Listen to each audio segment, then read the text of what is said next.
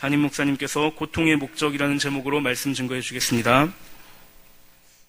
시간 우리 믿음의 고백을 하나님께 드림으로 말씀 앞에 나가도록 하겠습니다. 하나님 나를 사랑하신다. 하나님은 내 인생의 크고 비밀한 계획 가지고 계신다. 하나님은 오늘도 나와 동행하셔서 그 계획 이루어 주신다. 아멘. 그렇게 될 줄로 믿습니다. 아멘. 믿음의 관점에서 보면 성경 66권에 나오는 모든 말씀은 동일한 가치와 동일한 의미를 가지고 있습니다. 그럼에도 불구하고 성도님들이 유난히 좋아하는 말씀들이 존재하는 것은 사실입니다. 근데 우리가 좋아하는 말씀 중에는 우리가 그 의미를 제대로 이해하지 못하고 좋아하는 말씀도 제법 존재하는 것이 사실입니다. 대표적으로 보통 시편 23편은 동서양 그리고 남녀노소를 불문하고 다 좋아하는 말씀들인데, 이 시편 23편 성도님들이 가장 마음에 담고 있는 말씀들은 여호와가 목자 되셔서 나를 쉴만한 물과 푸른 초장으로 인도하신다는 1절과 2절의 말씀입니다. 그런데 사실 시편 23편의 하이라이트는 1절과 2절의 말씀이 아니라 4절에 나오는 사망의 음침한 골짜기라는 것이 현실입니다.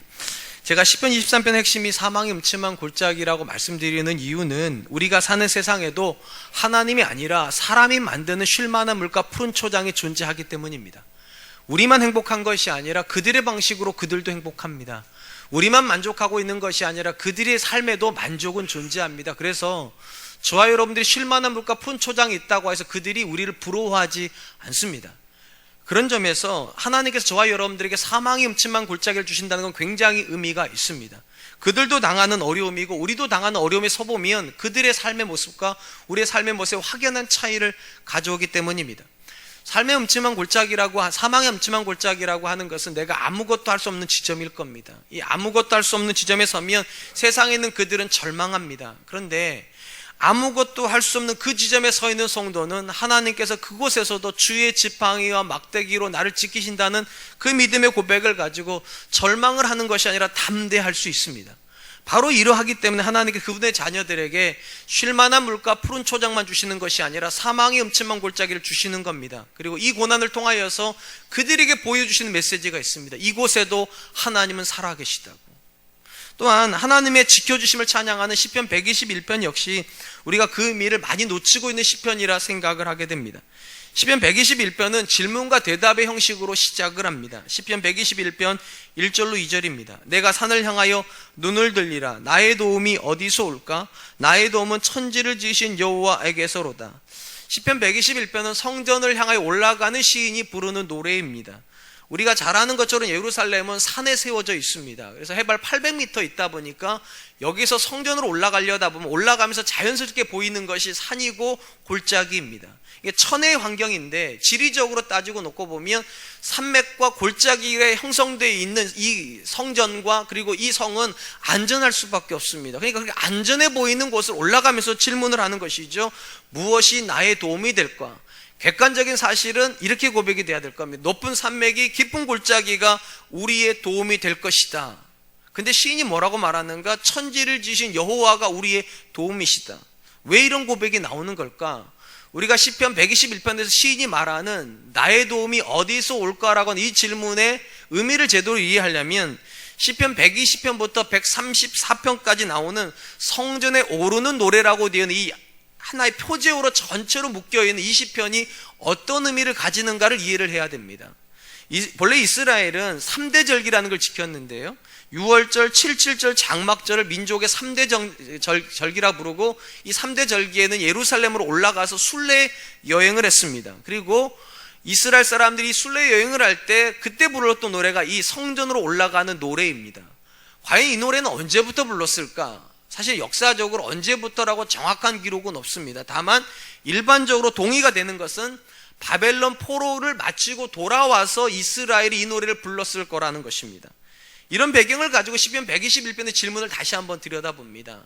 여러분, 이스라엘이 바벨론으로 끌려가기 전에도 이스라엘은 산맥이 지키고 있었고 골짜기가 천혜의 환경을 제공하고 있었습니다. 그런데도 그들은 적의 침략을 받아가지고 70년간 바벨론 포로로 끌려갔습니다. 그리고 끌려간 그곳에는 산맥도 없고 골짜기도 없습니다. 그런데 놀라운 것은 끌려간 그곳에 산맥도 없고 골짜기도 없는데 그들은 이스라엘 땅 다시 돌아오게 됩니다. 하나님 때문에요. 그리고 나서 다시 예루살렘 올라가면서 질문을 다시 하는 겁니다. 무엇이 우리의 도움이 되는가? 과거에는 높은 산맥이 험난한 골짜기가 우리의 도움이 되는 줄 알았는데 70년의 바벨론 포로기를 지나고 나니까 대답이 달라진다는 겁니다. 산맥이 있다고 우리가 안전한 거 아니라고. 깊은 골짜기에 성전을 지어놨다 우리가 안전한 게 아니라 우리의 도움은 오직 하나님께로만 온다. 그러니까 우리가 시편 23편이나 시편 121편에서 동일하게 만나게 되는 고백은 고난에 대한 고백입니다. 고난이 왜 찾아오는가? 고난이 와야지만 하나님의 살아계심과 하나님의 일하심이 피부로 와닿는다는 것이죠. 그리고 그런 여정을 잘 지나고 나면 이렇게 말한다는 거죠. 고난의 시절에도 주의 지팡이가 막대기가 우리를 안위하시고, 평안의 시절에도 산이 지켜주는 것 아니고 골짜기가 우리 안전을 보호하는 것이 아니라 천지를 창조하신 여호와가 우리의 도움이 되신다. 오늘 우리가 살펴보게 될 본문의 말씀 역시 하나님께서 한 사람의 인생에 보내는 고난에는, 또 고통에는 분명한 의미가 있다는 말씀을 담고 있습니다. 예수님께서 제자들과 함께 예루살렘으로 향해 가고 있고, 이제 예루살렘에 들어가기 마지막 지점에서 여리고라고 하는 도시에 들어가시게 됩니다. 아마 이 도시는 그냥 관통해 지나가신 것 같아요. 들어가자마자 나가시는 이야기가 나옵니다. 나가시다가 한 사람을 만나게 됩니다. 마가복음 10장 46절, 그들이 여리고에 이르렀더니 예수께서 제자들과 허다한 무리와 함께 여리고에서 나가실 때에 디메오의 아들이 맹인거지 바디메오가 길가에 앉아 있다가, 마가는 예수님께서 여리고성을 나가다가 한 거지를 만났다고 설명을 하는데, 이 거지에 대해서 굉장히 자세하게 설명합니다. 세 가지로 설명하는데, 첫 번째, 그는 맹인이었고, 두 번째, 그는 국어를 하는 거지였으며, 세 번째, 그는 디메오의 아들이라고 이렇게 설명을 합니다. 당시는 오늘날처럼 직업이 세분화되어 있지 않기 때문에 장애인들이 직업을 가지는 게 거의 불가능했습니다. 그렇기 때문에 맹인과 같은 사람들이 생계를 유지할 수 있는 유일한 수단은 길거리에서 우리 흔히 말하는 빌어먹는 것입니다. 사람들에게 구걸을 해서 먹어야 했기 때문에 거기에 그 사람이 와 있을 겁니다. 근데 본문에서 우리가 주목하려고 하는 것 중에 하나가 이 바디메오를 설명하는 말 중에 디메오의 아들 바디메오란 이 표현입니다. 제가 왜 이 표현에 주목하려고 하냐면, 이 바디메오라고 하는 게 우린 이름이라고 생각을 하는데, 이 바디메오의 문자적인 뜻이 디메오의 아들입니다. 그러니까 우리 본문을 그대로 문자적으로 읽으면 디메오의 아들 이렇게 되는 겁니다. 여러분 잘 아시다시피 유대인들에게 있어서 이름은 굉장히 중요합니다. 그 사람의 믿음을 보여주기도 하고 그 사람의 존재 가치를 드러내주는 건데, 이 사람에게는 지금 이름이 없는 겁니다. 그럼 왜 디메오의 아들 바디메오라고 불렀는가? 아마도 아침 저녁으로 이 바디메오를 그 자리에 데리고 오는 사람이 아버지였고, 그 아버지가 없으면 이 사람이 아무것도 할 수 없는 사람이니까 그냥 아버지의 이름을 따가지고 디메오의 아들, 그래서 바디메오라고 그렇게 불렀다는 것입니다. 이 본문이 왜 의미가 있는가? 그 당시 사람들 기준에는 이 바디메오는 아무 가치가 없는 사람입니다. 맹인이고 구걸하는 사람이고 심지어 이름도 없어서 아버지의 이름을 따다가 붙이는 그런 사람인데, 놀랍게도 이 본문에서 예수님을 만난 사람은 이 사람이 유일합니다. 아무도 관심을 안 가져주는데 예수님이 그 사람에게 관심을 가져주셨다는 것입니다. 그럼 어떻게 해서 예수님께서 이 사람에게 관심을 가져주시는가? 예수님과 이 사람이 만나는 장면 속에 굉장히 중요한 사람들이 등장을 합니다. 47절 말씀입니다. 나사렛 예수시란 말을 듣고 소리질러 이르되 다윗의 자손 예수여 나를 불쌍히 여기소서 하거늘. 아마 내용은 이렇게 된 것 같아요. 바디메오가 평상시처럼 아침 일찍 가가지고 자리 잡고 구걸을 하고 있는데 갑자기 엄청난 무리가 지나가니까, 소리가 시끄러우니까 주변 사람에게 물어봤던 것 같아요. 누가 지나가냐고. 근데 사람들이 알려주죠. 나사렛 예수라는 사람이 지나간다. 그랬더니 이 사람이 이 본문에서 이렇게 돼 있어요. 47 다시 보면 나사렛 예수시란 말을 듣고 소리질러 이르되 다윗의 자손 예수여 나를 불쌍히 여기소서 하거늘. 여러분, 이 본문이 굉장히 이상한 겁니다. 왜냐하면 사람들은 지금 이 바디메오에게 나사렛 예수가 지나가신다고 그랬어요. 그러니까 인풋인 나사렛 예수면 당연히 뭐라고 말해야 됩니까? 나사렛 예수여 나를 불쌍히 여기소서 이렇게 말해야 되는데, 인풋은 나사렛 예수인데 아웃풋은 다윗의 자손으로 되어 있습니다. 사람들이 그에게 가르쳐준 이름 나사렛 예수, 그가 예수님이 고백한 이름은 다윗의 자손. 우리 생각에 이게 두 가지가 똑같은 의미인 것 같지만 전혀 다른 의미입니다. 왜냐하면 나사렛 예수는 당시 종교 지도자들이 예수님을 비아냥거리기 위해서 쓰고 있는 표현입니다. 아무리 예수님이 대단한 가르침을 하고 아무리 많은 이적을 베풀어 봐야 그는 시골 출신이라는 겁니다. 나사렛의 무지랭이라는 거예요.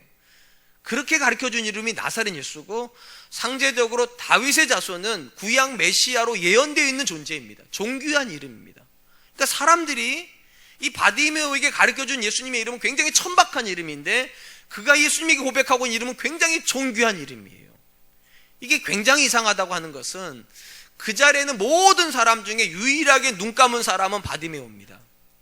모든 사람은 눈을 뜨고 있었기 때문에 예수님이 행하시는 모든 이적을 보았을 것이고, 그분이 행하시는 모든 기적을 생생하게 경험했습니다. 그러면 당연히 눈뜬 사람들이 예수님을 향하여서 누구라고 말해야 될 것 같습니까? 다윗의 자손이라고 말해야죠.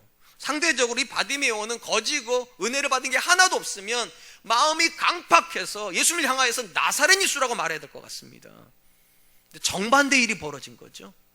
눈을 떠서 굉장한 이적을 보고 있는 사람들은 나사렛 예수라고 말을 하고 있고, 눈이 감겨서 예수님을 보지도 못하고 이적을 한 번도 경험하지 못했고 다른 사람들이 무시당하고 있는 바디메오는 예수님을 나사렛 예수가 아니라 존귀한 이름인 다윗의 자손이라고 부르고 있다는 것입니다. 저는 여기에 굉장한 메시지가 있다고 생각합니다. 우리는 일반적으로 우리가 굉장히 많은 은혜를 경험하면 우리의 믿음이 굉장히 좋아질 거라고 생각을 합니다. 그런데 이 본문이 우리에게 보여주는 강조점이 무엇인가? 환경과 믿음은 항상 정비례하지 않는다는 것입니다. 그 자리에서 가장 불행한 사람은 바디메오입니다. 그리고 나머지 사람들은 바디메오에 비해서 다 성공한 사람들이고 행복한 사람들이고 은혜 받은 사람들이에요. 그런데 누가 가장 온전한 믿음을 고백하는가? 바디메오예요. 믿음과 은혜의 상관관계가 없을 수 있다는 걸 보여주는 것이죠. 우리가 출애굽기와 민수기를 읽으면서 놀라는 이유가 뭡니까? 크게 두 가지 때문에 놀랍니다. 첫 번째, 그들이 받았던 은혜가 상상도 할 수 없다는 것 때문에 놀라요. 평생을 살아도 우리 중에 이스라엘 사람들이 경험했던 은혜의 1000분의 1이나 경험한 사람들이 있을까요? 그들은 하나님께서 직접 행하시는 이적을 10가지나 보았습니다. 열재앙이요. 그리고 홍해가 갈라지는 것을 보았고요. 만나와 메추라기가 내리는 걸 보았고, 낮에는 구름기둥, 밤에는 불기둥이 그들의 여정을 인도하는 것을 다 보았습니다. 심지어 목이 말랐을 때는 바위를 터뜨려가지고 물을 내시는 그 현장에도 그들은 서 있었습니다. 이게 우리를 놀라게 만들죠. 두 번째 우리를 놀라게 만드는 게 뭡니까? 그런데도 그들은 믿음이 없다는 겁니다. 그 많은 은혜를 경험했으면 엄청난 믿음과 엄청난 감사가 나와야 될 것 같은데 그들은 입만 열면 불평입니다. 시내산에서 그들이 어떤 결정을 합니까? 우상을 만듭니다. 광야 40년 동안 그들이 했던 모든 일은 뭡니까? 한 걸음 떼면 원망이고 두 걸음 떼면 불평입니다. 무엇을 보여줍니까?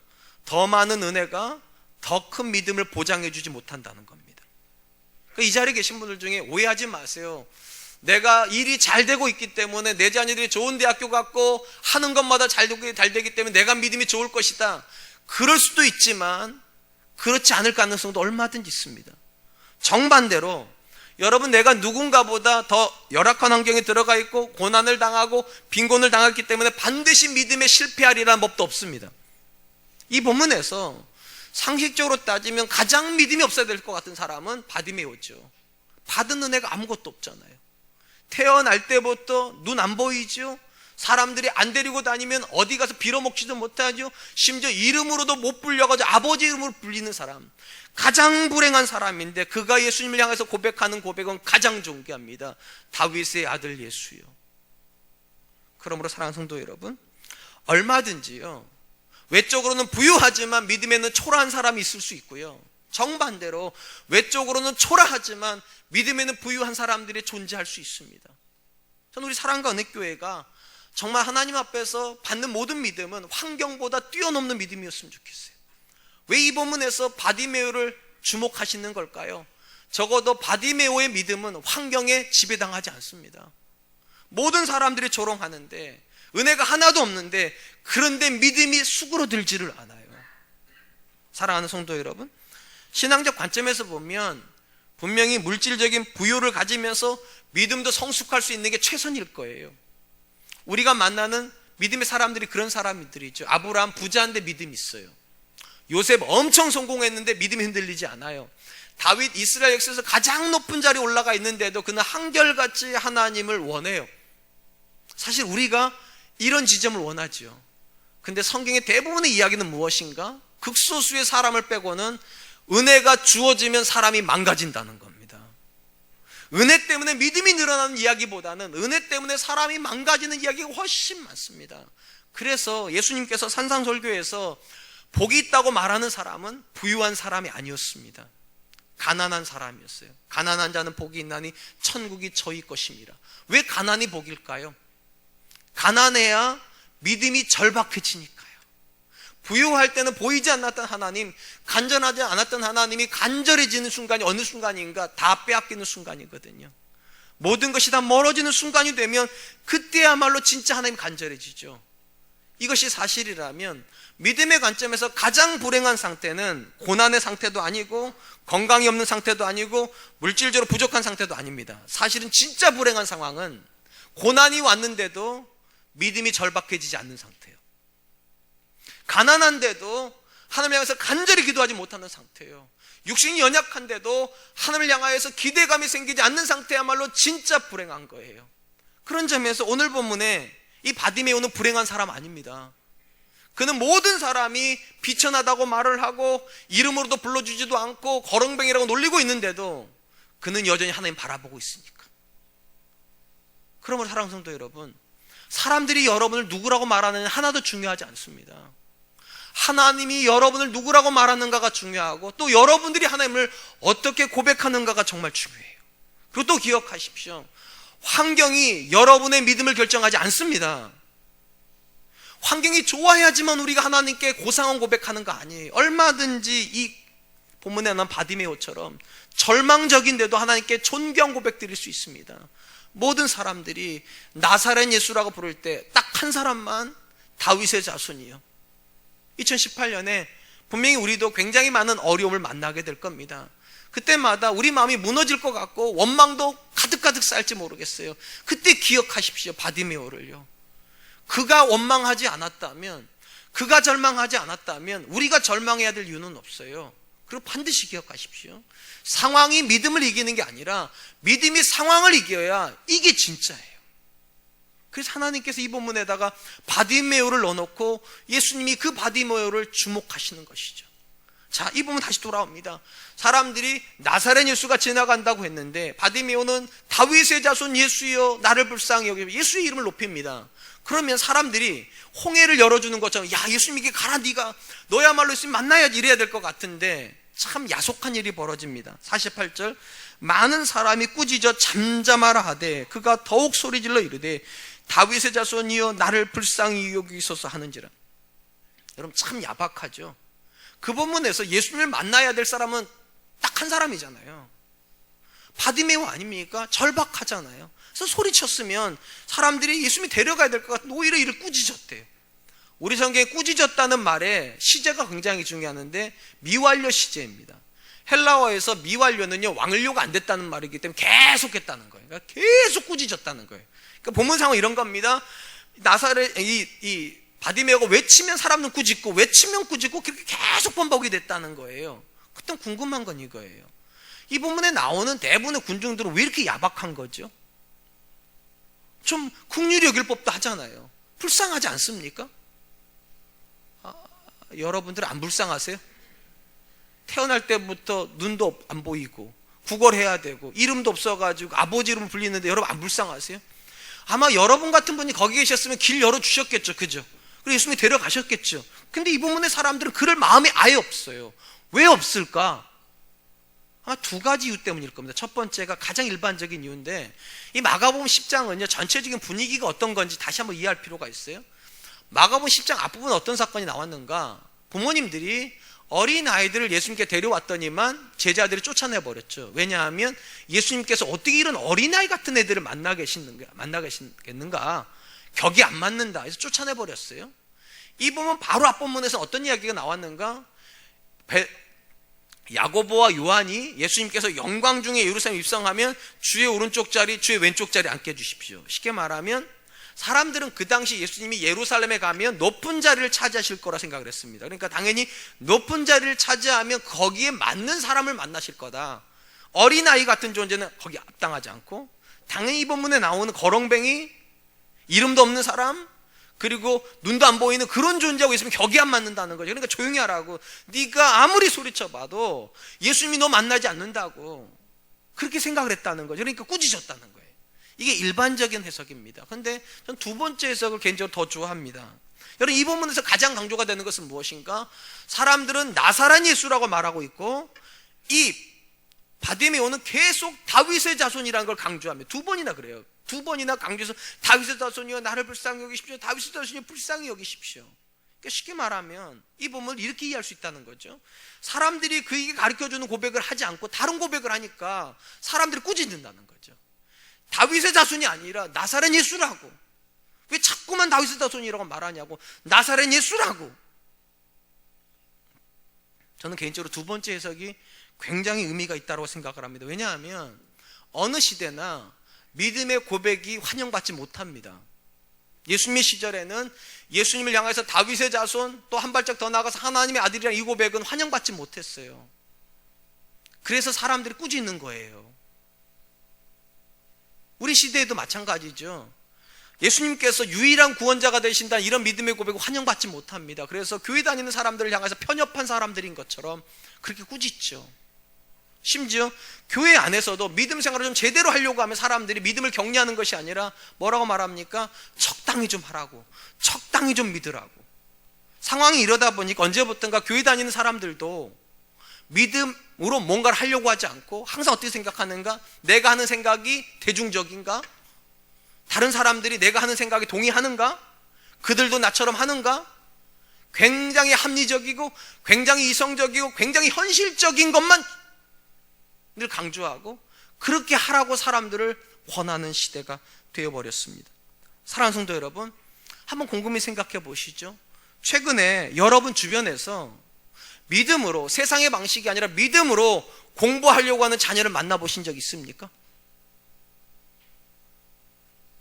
다 학원 가는 때에 하나님 앞에서 수련회 가겠다고 학원을 잠깐 접고, 고3이 됐는데 친구들이 다 공부하겠다고 교회도 안 나올 때 공부하는 것도 중요하지만 예배 드리는 거 그 못지않게 중요하다고 예배를 먼저 드리는 그런 자녀 만나보신 적 있습니까? 사업을 시작하면서 그들의 방법이 아니라 말씀과 기도를 가지고 하겠다고 하나님 앞에서 작정하고 하시는 분들 만나보신 적 있습니까? 가정을 이루는데 조건이 아니라 믿음을 더 우선시하고 가정을 이루는 그런 청년들 만나보신 적 있습니까? 흔하지 않을 겁니다. 왜 흔하지 않을까요? 이유는 간단해요. 우리가 사는 모든 시대가요, 믿음을 격려하지 않는 시대이기 때문입니다. 이 본문에 나오는 사람들, 지금 바디메오가 옳은 고백을 하고 있는 겁니다. 예수님은 나사렛 예수가 아니에요. 하나님의 아들 다윗의 자손이 맞아요. 근데 옳은 고백을 하고 있는 이 바디메오를 꾸짖는 시대, 그게 2000년 전에만 있었던 건 아닙니다. 지금 우리 교회 안에도 있습니다. 그래서 자녀가 믿음으로 공부하려고 그러면 철없다고 말을 하고, 사업을 믿음으로 하려고 하면 세상 모른다고 말을 하고, 믿음으로 무언가로 말하면 현실성이 떨어진다고 말해버리고, 그래서 교회에서조차도 믿음을 격려받지 못하는 시대. 근데 한 번만 생각해 보시죠. 여러분, 예수님께서 그들이 말하는 것처럼 사람이 낳은 나사렛 출신의 예수님이라면 우리가 그분에게 믿음을 고백하는 건 어리석은 거예요.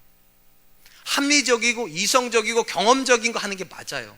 근데 말이죠, 우리가 고백하는 예수님이 사람의 아들이 아니라 하나님의 아들이라면 우리가 경험을 이야기하는 게 맞습니까? 이성을 신뢰하는 게 옳은 겁니까? 현실적인 것을 반영하는 게 그게 옳은 겁니까? 근데 언제부터인지 모르겠지만 우리는 믿음으로 도전하는 사람들을 어리석은 사람 취급합니다. 지난 주간에 혹시 여러분들 주변에서 누군가가 믿음으로 하려고 했는데 여러분들이 책망하셨습니까? 그게 정말 옳습니까? 그렇지 않아요. 이 부분의 이야기는 참 가슴 아파요. 한 사람이 온전한 믿음을 고백하려고 했는데 누군가 그 믿음을 도와주는 것이 아니라 책망하더라, 꾸짖더라, 계속 꾸짖더라. 적어도 저는 우리 사랑과 은혜교회가 믿음을 도전하는 교회가 되었으면 좋겠고, 누군가가 믿음으로 도전하려고 할 때 책망하는 것이 아니라 격려해주고, 할 수 있다고, 집사님 아이도 얼마든지 할 수 있고, 권사님 딸도 얼마든지 낳을 수 있고, 권사님의 아버님도 얼마든지 치료받을 수 있다고, 하나님이 능치 못한 분이 아니시니까. 아멘. 저는 그래서 이 이야기를 읽을 때 참 가슴이 아팠어요. 거기에 있는 모든 사람 다 눈 뜨고 있고 예수님의 이적을 보고 있는 사람들인데, 예수님 이적을 보아놓고서도 믿음을 고백하는 이 바디메오를 책망하는 사람들. 우리 사랑과 은혜교회는 그런 교회 안 되었으면 좋겠습니다. 한편 사람들이 바디메오를 책망하고 있을 때 얼마나 많은 꾸중을 들었겠어요, 사람들에게. 근데 예수님께서 그 꾸중되고 있는 바디메오를 주목하십니다. 그리고 저를 부르라고 그러세요. 그때 바디메오가 겉옷을 벗어놓고 예수님께 나왔습니다. 그때 예수님께서 이렇게 물어보시죠. 10장 51절입니다. 예수께서 말씀하여 이르시되 내게 무엇을 하여 주기를 원하느냐? 맹인이 이르되 선생님이여 보기를 원하나이다. 여러분, 이 말이요, 우리가 아멘 하고 읽으면 참 좋은 말인데 조금만 생각해 보면 좀 이상해요. 여러분, 맹인이 눈이 안 보여가지고 나를 불쌍히 여겨서 뭐 해달라는 겁니까? 눈 뜨게 해달라는 거잖아요. 근데 우리 성경에 보면 굉장히 이런 얘기가 많아요. 문둥병이 걸린 분이 예수님께 왔습니다. 그리고 나를 불쌍히 여겨달라고 하면 예수님 또 뭐라고 그러십니까? 내가 무엇을 하여 주기로 하나? 여러분, 문둥병자가 와서 뭐 해달라 해야 되는 거예요? 낫게 해달라는 거잖아요. 38년 된 병자가 누워 있습니다. 예수님 지나가시다가 이렇게 물어보세요. 너에게 무엇을 하여 주기로 하나? 여러분, 그거 왜 물어보죠, 그거? 뭐 당연한 거 아니에요? 학생은 공부 잘하고 싶은 거고, 여자는 예뻐지고 싶은 거고, 그런 거 아니에요? 환자는 낫고 싶은 거고, 뻔해 보이는데 왜 이런 상식적인 질문을 하냐는 겁니다. 여기 이유가 있죠. 한번 생각해 보세요. 지금이 바디메오가 놓여있는 전반적인 환경이 어떤 환경입니까? 믿음을 가질 수 없는 환경이에요. 모든 사람들이 다 나사렛 예수, 천박한 이름으로 예수를 부르고 있는 상황에서 존귀한 믿음이 나올 수 있습니까?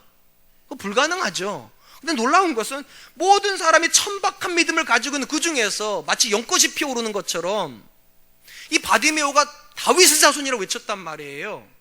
그러니까 예수님이 주목하시는 거죠. 소리가 다르니까. 근데 이제 확인은 해야죠. 이게 그냥 하는 건지 진짜인지. 그러니까 믿음을 확인하시기 위해서 질문하시는 거죠. 내가 너한테 무엇을 해주기를 원하냐고.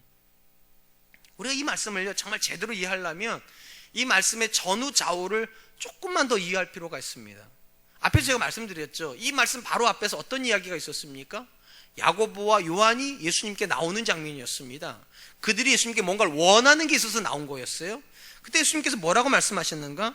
마가복음 10장 36절 이르시되 너희에게 무엇을 하여 주기를 원하느냐? 여러분, 질문이 똑같죠? 야고보와 요한한테도 너희에게 무엇을 하여 주기를 원하느냐? 바디메오한테도 너에게 무엇을 하여 주기를 원하느냐? 더 놀라운 이야기를 해드릴까요? 여러분, 우리 읽진 않았지만 35절에 보면 이 야고보와 요한을 어떻게 소개하는가? 세베대의 아들 야고보와 요한입니다.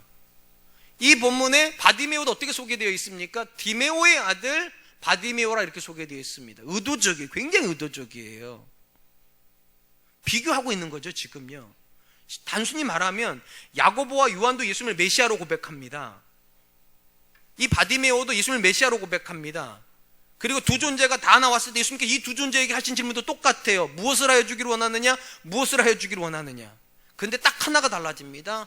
대답이 다릅니다. 야고보와 요한은 뭐를 원합니까? 주의 오른쪽 자리, 왼쪽 자리를 원합니다. 성공을 원한다는 겁니다. 그런데 이 바디메오는 눈을 뜨기를 원하나이다. 우리는 이렇게 생각할 수 있어요. 바디메오는 눈이 가려져 있으니까 눈을 뜨기를 원하는 것이고 야고보가 눈 뜨고 있으니까 성공을 원하는 것이지. 진짜 그럴까요? 아닙니다. 절대 그렇지 않습니다. 왜냐하면 이 본문에서 예수님께서 바디메오가 구한 것을 믿음이라고 말씀하시는 것은 의미가 있기 때문이에요. 바디메오가 예수님에게 구했던, 눈뜨기를 구했던 가장 큰 이유는 무엇인가? 이 눈뜨는 사역이 메시아의 사역이기 때문입니다. 이사야서 35장 5절입니다. 그때에 맹인의 눈이 밝을 것이며 못 듣는 사람들의 귀가 열릴 것이며, 이사야가 말하는 그때는 메시아가 이 땅에 오는 시점입니다. 메시아가 오면, 메시아가 왔다는 증거가 무엇인가? 소경이 눈을 뜰 거라는 겁니다. 듣지 못된 사람은 듣기 시작할 거라는 거예요. 한 번만 생각해 보세요. 바디메오가 예수님을 진짜 성경이 말하는 그 메시아라고 믿지 않았다면, 그냥 단순히 관심만 끌기 위해서 다윗의 자손이라 불렀다면 여러분들은 뭐를 구하실 것 같습니까? 절대로 눈뜨기를 구하진 않겠죠. 그런 일은 안 일어나니까요. 여러분, 사람은 눈을 못 뜨게 합니다. 제가 아무리 여러분 눈에다가 손을 얹고 첫날을 기도해도 제가 장담 못해요. 사람은 눈을 못 떠요. 그렇기 때문에 저 같으면 뭐를 구할 것 같습니까? 예수님, 매일같이 구걸하러 나오는 게 너무 어렵습니다. 금 좀 주세요. 내 평생의 소원이 한 번이라도 처마에 있는 집에서 살고 싶습니다. 저한테 집 한 채만 주세요. 이렇게 구했어야 돼요. 근데 이 사람이 예수님께 뭐를 구하는가? 보기를 원하나이다. 진짜로 믿고 있다는 거예요. 예수님을 진짜로 메시아로 믿고 있다는 거예요. 주님이라면 내 눈을 뜨게 하실 수 있다고. 왜냐? 그분이 이사야가 예언한 바로 그 메시아이니까. 제가 과장하는 거 아니에요. 예수님께서 그 말을 들으시고 뭐라고 말씀하셨는가? 마가복음 10장 52절, 예수께서 이르시되 가라, 내 믿음이 너를 구원하였느니라 하시니 그가 곧 보게 되어 예수를 길에서 따르니라. 여러분, 눈을 뜨게 해달라고 하는 게 왜 믿음인가? 그가 구하고 있는 대상이 메시아라는 걸 정확히 알고 구하고 있으니까요. 사랑하는 성도 여러분, 우리의 믿음이 어느 지점에 와 있는가, 내 믿음이 어떤 믿음인가를 어떻게 확인할 수 있는 줄 아십니까? 여러 가지로 확인할 수 있어요. 이 본문에서 우리가 가르쳐주는 것이 무엇인가? 우리가 무엇을 기도하는가가 우리 믿음입니다. 야고보와 요한도 예수님에게 와서 뭔가를 구합니다. 근데 그들이 구하는 게 뭡니까? 예수님만이 줄 수 있는 게 아니에요. 세상도 줄 수 있는 것을 그들은 구합니다. 바디메오가 예수님께 구합니다. 근데 이 바디메오의 기도가 왜 능력이 있습니까? 오직 예수님만이 할 수 있는 걸 구하기 때문에. 그게 진짜예요. 여러분, 우리 자녀들에게 좋은 대학교 주는 거 예수님만 할 수 있는 건 아닙니다. 좋은 학원 선생님 붙이면 좋은 대학교 갑니다. 좋은 부모에게서 태어나면 그냥 자연적으로 머리가 좋아가지고 다른 애들보다 공부하는 게 유리해요. 그러니까 부모도 대학교를 보낼 수 있습니다. 그러니까 좋은 대학교 보내는 게 메시아가 하시는 일은 아닙니다. 근데 놀랍게도 우리는 예수님에게 매일같이 뭘 기도하는 거, 하나님 내 자녀에게 좋은 대학교 보내주세요. 진짜 묻고 싶습니다. 그게 예수님만 하실 수 있는 일이라 그렇게 기도하시는 겁니까? 아니죠. 그들이 원하는 걸 내가 원하고 있기 때문이죠. 그게 믿음은 아닌 건 아닐 거예요. 근데 성숙한 믿음은 아니죠. 진짜 믿음은 주님만이 하실 수 있는 거예요. 여러분, 내 자녀에게 믿음 주시는 거 누구만 하실 수 있습니까? 그건 주님밖에 못하는. 그렇기 때문에 우리가 자녀를 위해서 정말로 하나님 살아계심을 믿는다면 정말 합당한 기도가 뭐겠습니까? 하나님만 하실 수 있는 거. 하나님, 내 자녀에게 믿음 주십시오. 이 본문에서 바디메오가 우리에게 준 도전이 그거예요. 그는 주님을 제대로 바라보고 있습니다. 눈을 가리고 있는데, 모든 사람은 눈 뜨고 이 사람은 눈을 가리고 있는데 아무도 못 보고 있는 주님의 진짜 모습을 이 사람이 보고 있어요. 그래서 주님만이 하실 수 있는 것을 주님에게 구합니다. 그래서 주님이 말씀하세요. 내 믿음이 너를 구했다고. 사랑하는 성도 여러분, 하나님께서 저와 여러분들에게 고난을 보내시는 게 왜 보내실 거라고 생각합니까? 저는 이렇게 생각합니다. 이 고난이 주님을 바라보는 굉장히 좋은 안목을 주기 때문입니다. 사실은 바디메오가 눈이 뜨고 있었다면 이런 고백에 도달할 수 있었겠습니까? 아닐 거예요, 사실은요. 너무 절박하니까 하나님이 간절해지고, 하나님이 간절하다 보니까 하나님께 그의 눈을, 영안을 연다고 그러잖아요. 영안을 열어주시고 주님을 바라보게 하시고 깨달음을 주시고, 깨달음을 주니까 주님만이 하실 수 있는 걸 주님에게 구한다. 분명한 건 야고보와 요한도 예수님께 나왔습니다. 그런데 야고보와 요한이 나온 예수님은 그들의 성공을 위해서 필요한 분이에요. 그들의 성공을 위해서 필요한 분. 근데 이 본문상에 나오는 바디메오는 자기를 위해서 예수님이 필요한 게 아니에요. 예수님의 사역에 자기를 써달라는 거예요. 이사야서 35장 5절의 말씀이 응하려면 소경이 필요해요. 저는 이 본문이 이렇게 쓰여 생각이 돼요. 주님, 제 상황을 가지고 주님이 어떤 분이신지 증명해 주십시오. 저는 고난을 주신 목적도 똑같다고 생각해요. 우리를 괴롭게 하시려고 하는 것이 아니라 여러분에게 주신 그 고난을 통해서 하나님이 증명되시기를, 성경이 말하는 그 하나님이 지금도 우리 삶에서 살아계신다는 걸 증명하라고 하나님께 고난을 주시는 거라고 저는 믿습니다. 그러므로 고난 앞에 쓰셨습니까? 좌절하긴 아직 이르다고 제가 말씀드렸어요. 불행하다고 단정짓긴 아직 이르다고 말씀드렸어요. 눈을 드세요. 하나님 바라보세요. 그리고 생각하세요. 하나님이 어떤 분이신지. 그들이 생각하는 그 정도입니까? 아니면 성경이 말하는 그 하나님이십니까?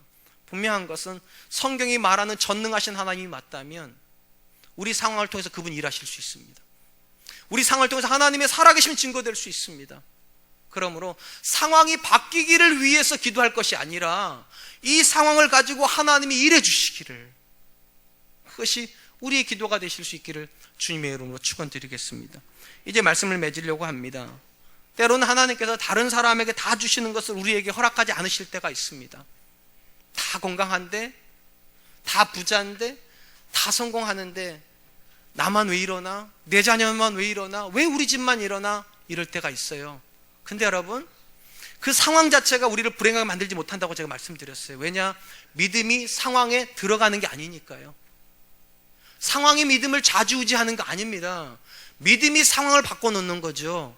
그러니까 진짜 불행한 순간은 가난한데, 연약한데, 고난 속에 있는데 하나님 안 바라보고 있다면 이게 진짜 불행이에요. 반대로 바꿔놓고 보면 아무리 절망적인 상황에 들어가 있어도 주님 바라볼 수 있다면 절망할 필요 없어요. 우리는 아직 불행한 사람 아니에요. 그리고 한 가지 분명히 기억하세요. 우리 하나님이 어떤 분이신지요. 이 본문에 나오는 바디메오가 주님을 바라볼 수 있었던 이유가 무엇인가? 그가 알고 있는 예수님과 그들이 알고 있는 예수님이 달라요. 그들은 사람의 아들로 예수님을 알고 있다면 바디메오는 하나님의 아들로 예수님을 알고 있어요. 그러니까 하나님이 하실 수 있는 일을 기대해요. 저와 여러분들도 우리가 만나는 상황 속에서 내가 할 수 있는 무언가를 기대하는 사람이 아니라 하나님이 하실 수 있는 무언가요. 제가 정말 좋아하는 말씀이에요. 믿는 자에겐 능치 못함이 없느니라. 내가 못 받고 있는 자녀라고 주님은 못 바꾸시겠습니까? 그건 예수님 잘못 믿는 거죠. 내가 아무것도 할 수 없는 상황이라고 주님도 아무것도 못 하시겠습니까? 예수님 잘못 믿는 거죠. 바라기는 2018년에 우리는 눈이 열리는 한 해가 되었으면 좋겠습니다. 그들이 바라보고 있는 예수님이 아니라 성경이 말하는 예수님이요, 그들이 알고 있는 하나님이 아니라 성경이 말하는 하나님이요, 고난을 통하여서도 그 하나님께 더 가까이 가는 저와 여러분 되실 수 있기를 주님의 이름으로 축원드리겠습니다. 이제 우리가 찬양할 텐데요, 나 무엇과도 주님을 바꾸지 않으리 찬양하려고 합니다. 제가 이 찬양하려고 하는 이유는 너무 많은 분들이 상황하고 하나님을 바꿔버리기 때문입니다. 하나님 잘 믿는 게 목적이 아니라 성공하는 것이 목적이 되어버린 사람들, 그런 믿음은 온전한 믿음일 수가 없습니다. 성공하냐가 중요한 것 아니고요, 가난하냐가 중요한 것 아니고요, 건강하냐가 중요한 것 아니고요, 병약하냐가 중요한 게 아니죠. 그 상황에서도 내가 하나님을 원하느냐죠. 찬양 드리면서 하나님 어떤 상황에 들어가든지 간에 바디메오처럼 상황 때문에 예수님 오해하지 않게 해주시고, 상황 때문에 절망하는 사람이 아니라 눈을 들어 하나님 바라보는 사람 되게 해주십시오. 그리고 하나님 일하심을 신뢰하는 사람 되게 해주십시오. 우리 같이 한번 찬양하겠습니다.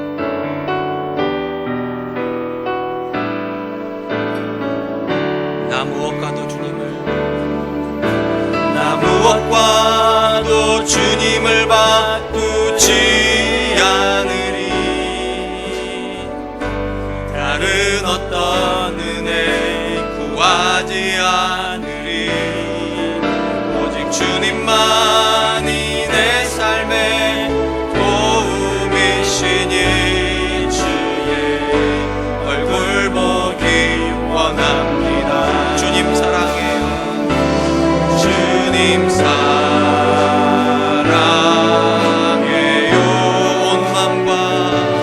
온 맘과 정성 다해 하나님의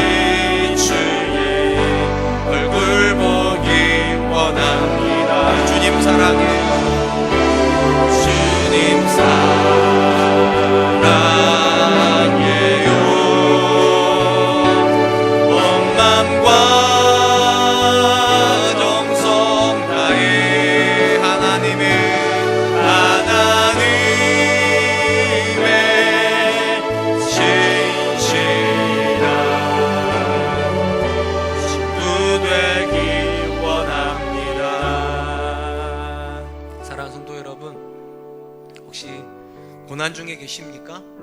또 정반대로 너무 잘 되는 상황 속에 놓여 계십니까? 그게 중요하지는 않습니다. 왜냐하면 너무 부유하고도 믿음에 초라한 사람이 있는가 하면 너무 가난하고도 믿음에 부유한 사람이 존재할 수 있기 때문입니다. 진짜 중요한 것은 그 어떤 상황에서도 주님 바라보고 계시냐는 겁니다.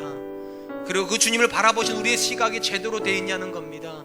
우리는 지금 이 상황 속에서도 하나님이 일하실 수 있다고, 그분이 일하면 능치 못함이 없다고, 성경이 말하는 그 하나님이, 그 예수님이 내가 믿는 그분이라고 정말로 믿으십니까? 그렇다면 여러분, 고난 앞에서 좌절하지 마십시오. 그렇게 기도하십시오. 하나님, 내 생활 통하여서도 하나님이 살아계심이 증명되게 해주십시오. 지금도 하나님의 역사가 현재적으로 우리에게 일어날 수 있다는 걸 내 삶을 통해서 보여주십시오. 어려움이 있다면 그 어려움을 가지고 기도하시고, 성공이 있다면 그 성공이 우리를 미련한 사람 되지 못하도록, 우리를 교만한 사람 되지 못하도록 하나님 내 심령을 지켜달라고 우리 같이 한 번만 기도하도록 하겠습니다. 기도하겠습니다.